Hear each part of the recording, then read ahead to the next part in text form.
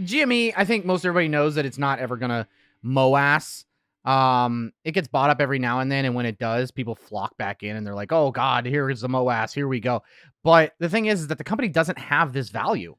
Not that everything trades off of its market value and true value. It doesn't, but it just doesn't have anywhere near this value. Stocky knows nothing about GME. See, that's what I'm talking about. There's always these cult people who are brainwashed to believe that they know some secret thing that no one else knows. A year later, and they're still believing that it's going to $1,000 a share. Now, if they want to be honest with themselves and say, hey, Stocky, this thing gets heavily shorted and we might see massive moves on it again if shorts have to cover or if enough people move into it, if there's a hype around it, and it could be very volatile swings, I'd be like, yeah, you're right. But I posted the AMC video, and did you guys see the comments on that? Well, in their group, DFV was laughed at when it was a single digit. Are you really comparing the guy who was in it at $5 a share and kind of helped create the hype to now? We've locked up 9 million shares in direct registration. We are trying to force shorts to close position. And what stops them from doing another offering? What you think that what happens with failures delivers? What happens with extensions on borrowing? And do you realize that every time GameStop falls under $100, those shorts cover? For example, you think that all of those short things that are on failure to deliver and it moves up, they sell those, it pushes the stock from 95 to 118, and now nobody else has to cover because they've got extensions. What's the stock do? Retail traders cannibalize themselves on the way down because retail traders don't have time. It doesn't work that way. And I don't even mean cover. I mean, they can close their position. They can do a borrowing. They can do extensions. I mean, even Robinhood's allowing people to lend their shares out now. People who know the truth about GameStop, except the headlines, they read trying to educate you about GME, LMAO. Anytime someone talks about the certainty of a stock, yeah, I mean the certainty, of where it's going to go, they don't know. They just don't know. You need to start thinking for yourself. If you want to be in a stock because you think or you see something in it that could potentially make it go up or down in whatever direction you're looking to play, go for it. But just because a bunch of people on the internet told you something was going to happen, it doesn't mean it's going to happen. And not only that, but you're not the only one reading all that shit. Where do you think algos and hedge funds and market makers go to get the sentiment of retail traders? The same places you do. And they find ways to make money off of you guys. It's been happening over and over and over again.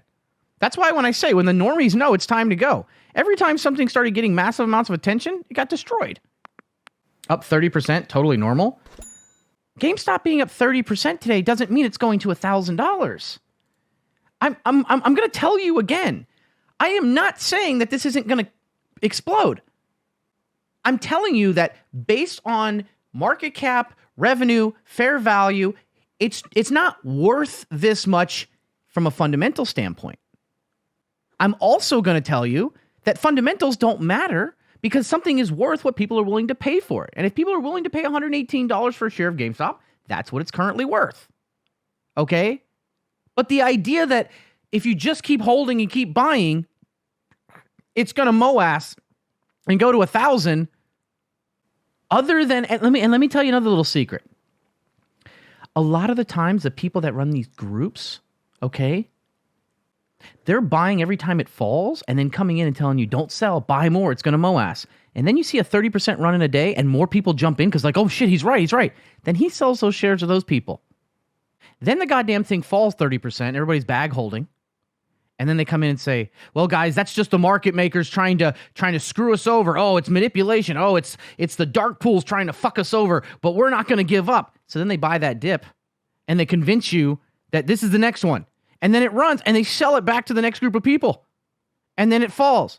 And this is a cycle that happens over and over again. It's called confirmation bias. Okay? I can tell you something enough times to convince you that it's true. And anytime you hear something negative about it, you will attack it. And everything you positive about it, you will read into it and believe that it is true. That's how religion works. I am not telling you that this thing is not going to explode. I'm not telling you this thing's going to zero. I'm telling you I don't know, and neither does anyone else. Okay? I could make a case right now, if you want me to, of why GameStop's going to $300 by the end of the week. if you want. And people who really believe it will believe it. And the people making the money the whole time are the fucking hedge funds you think you're taking out. I'm sorry. I'm not trying to be a dick. That's just how it is, man. I could make a video right now of why GameStop will be $400, $300 by the end of this week. Put it on YouTube. And every single person who believes in it will fucking go nuts and buy more shares. Make a YouTube short out of it. It'd be that easy. You shorted GME? I'm actually green on GME, so no, it's not that. No, 300 weeklies is not the play. That's not, no. God, no, that's not what I was saying. I'm just saying that anybody can get confirmation bias. If you want to believe something, it's like how flat Earth happened, right? So many people wanted to believe it, and people were able to take little bits of knowledge and make it seem like it was true. There are people who have been buying AMC at 60, 50, 40, 30, 20, 10 because they're convinced the MOASS is going. It's been a year and their lives are fucking destroyed, but they still have hope. And I'm not, like I said, I'm not trying to be an asshole and shit on anyone's parade. I'm just saying the chances of AMC going to 10,000 versus back to $5, I want you to take those odds there. And then I want you to go to a casino and I want you to imagine you sit down at a table and there's two cards and you put down $10,000 and the dealer goes, there's a 90% chance that this is the winning card. There's a 10% chance that this is the winning card. And then I want you to make your decision. Sure, the 10% has a 50 times bigger or 25 times bigger winning than the other one. The other one's just 1 for 1.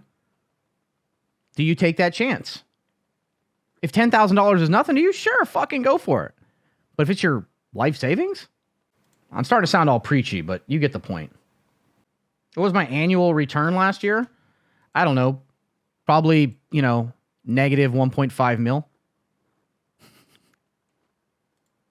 Guys, don't come in here asking me what my P&L is and my return is. You don't need to worry about it because I'm not trying to prove that I'm great at this. I'm not trying to prove I'm good at this, and I ain't selling you shit. I'm just a guy who likes money, likes to trade, and loves to bullshit with people. All right. You want me to do the video for GameStop? No, I'm not doing that because then it'll actually happen. But you can take little pieces of news or little pieces of numbers and make a convincing argument. It's not hard to do, especially if somebody really wants to believe it. Now, it may run, today, tomorrow, this week, but I'm talking about the idea that it's going to $1,000 a share. I don't know where people are getting this.